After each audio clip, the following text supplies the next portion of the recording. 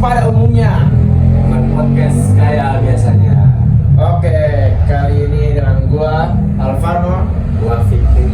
Nah, teman-teman, kita mau ngebahas soal dinasti Umayyah. Ini bukan cuma soal kekuasaan, tapi juga tentang awal terbentuknya peradaban Islam yang besar dan menyebar ke berbagai penjuru dunia. Langsung ini Fikri. Iya sih, tapi topik hari ini sih kayak menarik banget sih. Soalnya di sini kita ceritain tentang dinasti Umayyah. Ini bukan cuma soal kekuasaan, tapi juga tentang awal terbentuknya peradaban Islam yang besar dan menyebar ke berbagai penjuru dunia. Betul banget. Oke, kita mulai aja nih ya. Ya, boleh. Oke. Setelah wafatnya Nabi Muhammad SAW, pemimpinan umat Islam diteruskan oleh para Khulafaur Rasyidin, yaitu Abu Bakar, Utsman dan Ali bin Abi Thalib. Tapi pada masanya pemerintah Ali, situasi politik mulai memanas akibat konflik yang bermula dari pembunuhan Utsman. Tapi selanjutnya konflik itu memicu terjadinya perang sifil antara pasukan Ali dan pasukan Muawiyah bin Abi Sufyan. Perang ini menimbulkan perpecahan besar di tengah umat Islam dan melahirkan kelompok-kelompok baru seperti Syiah dan Khawarij. Selanjutnya gimana sih? Nah, setelah Ali wafat, putranya Hasan bin Ali memutuskan untuk menyerahkan kepemimpinan kepada Muawiyah pada tahun 661 Masehi ini, Fik. Tujuannya itu adalah untuk menghindari pertumpahan darah yang lebih besar. Nah, dari sinilah dinasti Umayyah resmi berdiri. Dan yang menarik, Muawiyah mengubah sistem kepemimpinan dari yang sebelumnya berdasarkan musyawarah menjadi sistem monarki atau turun-temurun nih Pano. Ini jadi awal dari bentuk pemerintahan baru dalam sejarah dunia Islam.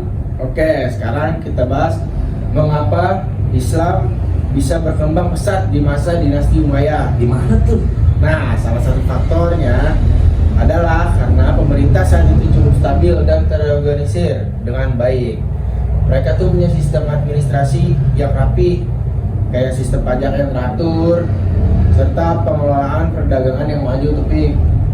Selain itu, dinasti Umayyah juga melakukan perluasan wilayah secara besar-besaran. Oke. Bahkan wilayah kekuasaannya membentang dari Afrika Utara, Asia Tengah hingga Andalusia di Eropa, yang sekarang kita kenal sebagai Spanyol.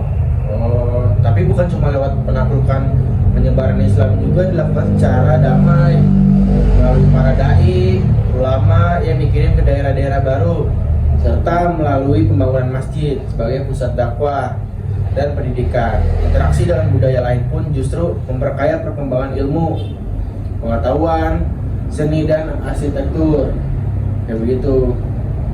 Jadi bisa dibilang dinasti Umayyah ini menjadi awal perkembangan salah satu fondasi Islam, salah satu fondasi peradaban Islam juga yang maju baik dari segi pemerintahan, ekonomi maupun kebudayaan. Nah, kalau dilihat-lihat dari sistem pemerintahan dan administrasinya, dinasti Umayyah itu punya struktur yang rapi banget, Bik. Kayak ada pemerintah pusat yang mengatur urusan pajak, militer, dan agama. Di daerah-daerah ada pejabat lokal yang bertanggung jawab langsung kepada pemerintah pusat itu, Bik. Dan setelah aku baca-baca, mereka juga punya lembaga yang disebut Diwan, yang fungsinya mirip kantor administrasi untuk mengatur keuangan, surat-surat, serta data rakyat.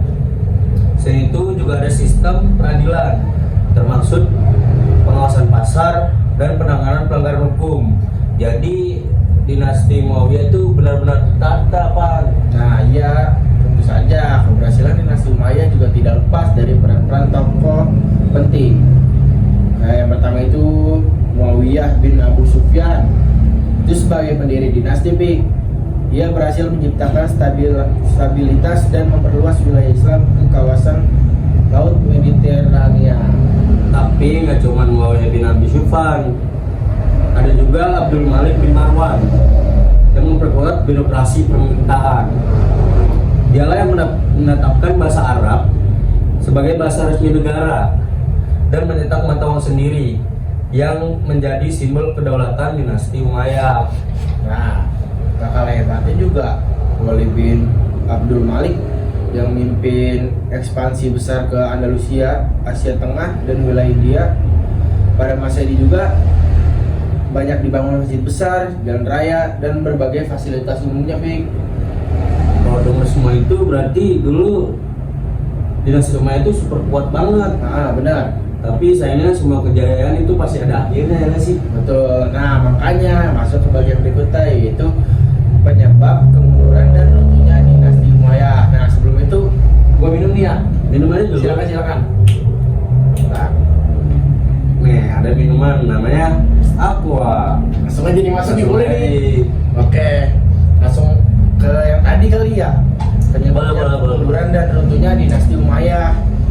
Salah satunya itu penyebabnya konflik internal dalam keluarga kerajaan. Perebutan kekuasaan sering terjadi tuh karena sistem turun-temurun yang tidak selalu berjalan mulus. Selain itu juga ada pertentangan antara bangsa Arab dan non-Arab. Banyak kaum non-Arab atau Mawali merasa diperlakukan tidak adil. Padahal mereka juga memeluk Islam. Ketidakadilan ini munculnya rasa tidak puas yang akhirnya dimanfaatkan oleh pihak lain.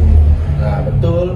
Kalau ditambah lagi tuh kayak munculnya gerakan besar yang dikenal sebagai revolusi Abbasiyah. Revolusi Abbasiyah. Nah, iya itu yang didukung oleh kelompok Syi'i, Mawali dan Bani Hashim. Gerakan ini akhirnya berhasil menggulingkan dinasti Umayyah pada tahun 750 Masehi. Walaupun secara politik dinasti Umayyah runtuh, tapi pengaruhnya tidak pernah hilang.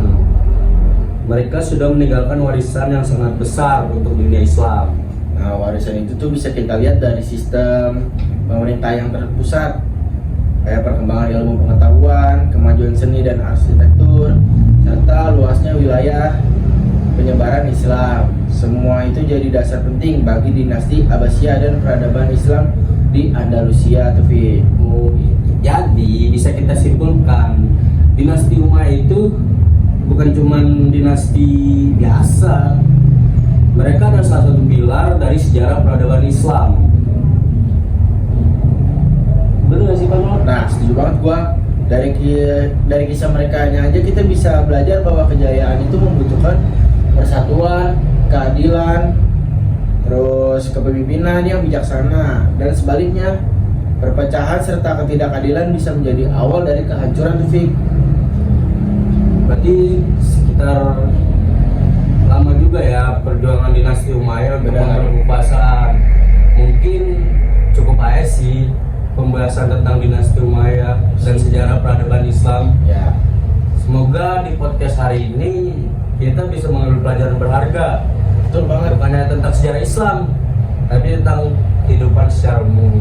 Nah, segitu aja dulu ya teman-teman di podcast pada umumnya, tentang kayak kita ngebahas tuh perkembangan dan kemunduran Islam pada dinasti Umayyah.